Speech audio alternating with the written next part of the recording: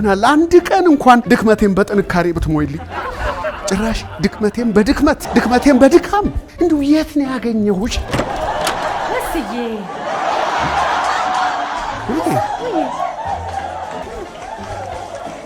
ቀድመሽን ተነስተሻል።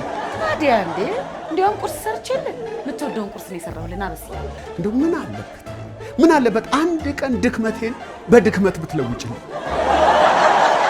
ያው በስንቴ እንደሚገመተው ዘበኛ ምን ማን ነው ይሄ?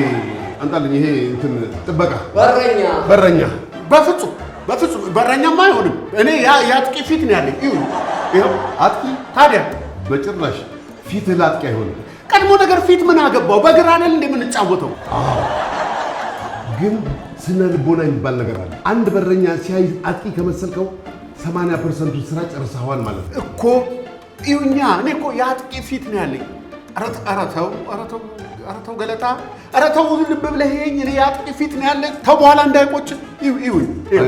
አጥቂ በስንቴ ወይ አንተ የበረኛ ፊት ነው ያለህ። ጨርሻለሁ።